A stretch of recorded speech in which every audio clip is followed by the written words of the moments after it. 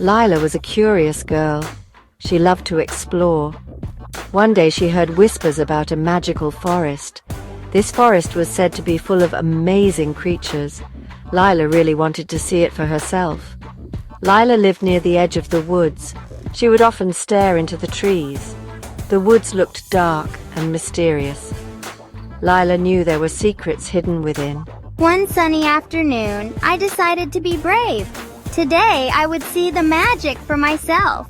Lila packed a small bag. She put in a juicy apple and a warm scarf. She knew it might get cold in the forest. She put on her favorite red boots. Then, Lila set off towards the whispering trees. As she walked, the sunlight began to fade.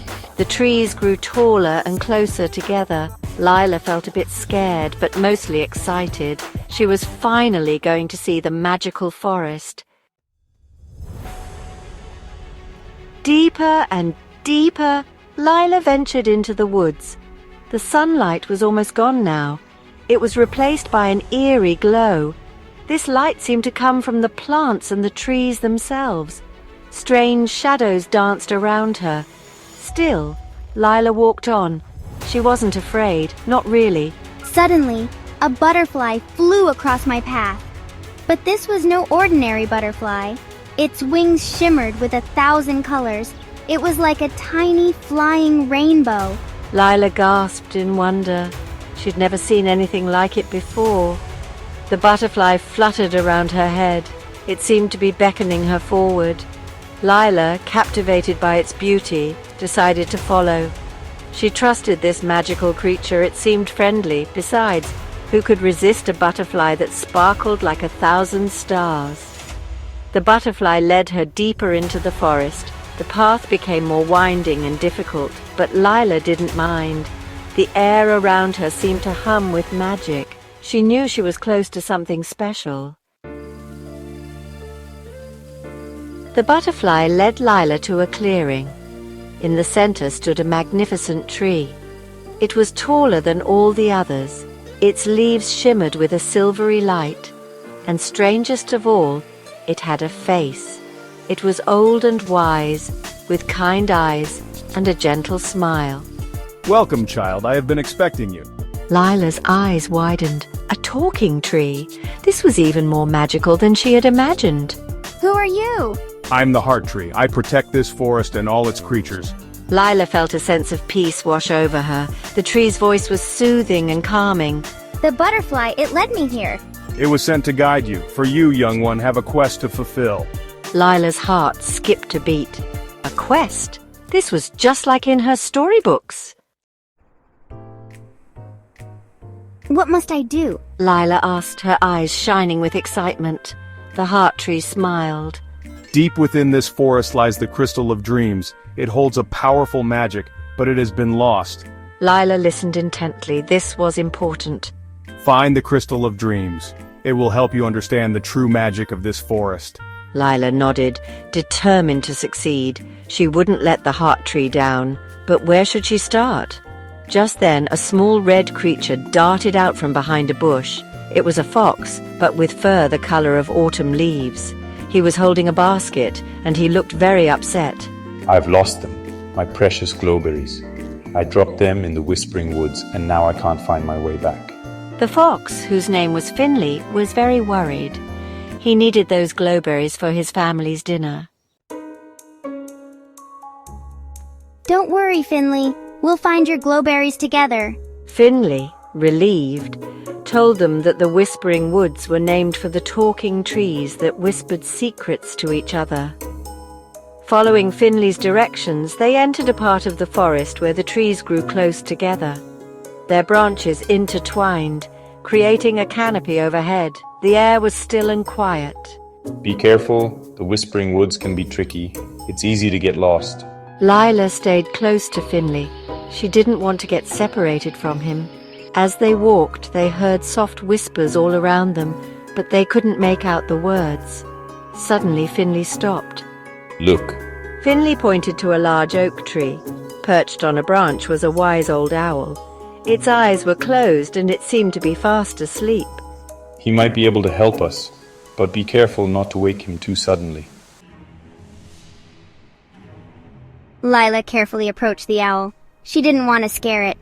"Excuse me," she said softly. The owl's eyes slowly opened. They were large and round and seemed to glow in the dim light. "Who disturbs my slumber?" the owl hooted, its voice deep and booming. Lila explained about the lost glowberries and their quest to find the Crystal of Dreams. The owl listened patiently. "The Crystal of Dreams," the owl finally said, "is a powerful artifact.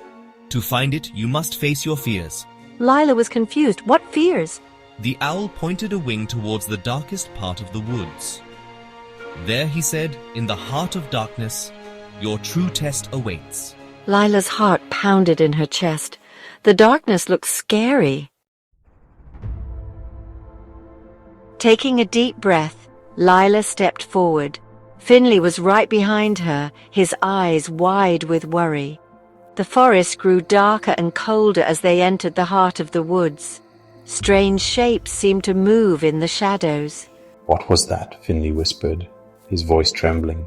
"It was probably just the wind, Finley," Lila said, trying to sound braver than she felt. But she couldn't shake the feeling that they were being watched. Suddenly, a low growl echoed through the trees. Lila froze. This was no wind. Something was out there, something big and dangerous. Finley whimpered and hid behind Lila. A pair of glowing eyes appeared in the darkness. Then a huge, scaly creature emerged from the trees.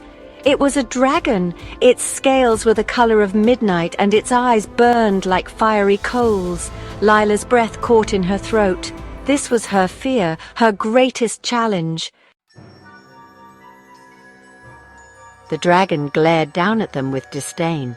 "What brings you to my domain, little mortals?" it boomed, its voice shaking the trees around them. Lila knew she had to be brave. She stepped forward, her voice trembling slightly. "We seek the Crystal of Dreams," she said. "The Whispering Woods told us it was here." The dragon let out a low chuckle that echoed through the forest. "Many have sought the crystal," it said, "but few have possessed the courage to face me." Lila stood her ground. "We are not afraid," she said, even though her heart pounded in her chest. The dragon studied her for a moment, its fiery eyes boring into her. Then, to her surprise, it smiled. "Very well," it said. "You have proven yourselves worthy." The dragon lowered its head and opened its mouth. Resting on its tongue was a small crystal object. It shimmered with all the colors of the rainbow. The Crystal of Dreams. The Crystal of Dreams, the dragon explained, is not a source of power, but a reminder. It reminds us that even in the darkest of times, there is always hope, always beauty, always the magic of dreams. Lila carefully took the crystal from the dragon's tongue. It was warm to the touch and pulsed with a gentle light. With the crystal in hand, Lila felt a surge of warmth and understanding. She realized that true courage wasn't the absence of fear, but the ability to face it, and that kindness, like the glowberries Finley sought, could light up even the darkest of paths. Lila and Finley thanked the dragon and made their way back through the forest, the crystal's light guiding their way. When they reached the edge of the woods, the sun was just beginning to rise, painting the sky in hues of pink and orange. Lila turned to Finley. "Thank you," she said.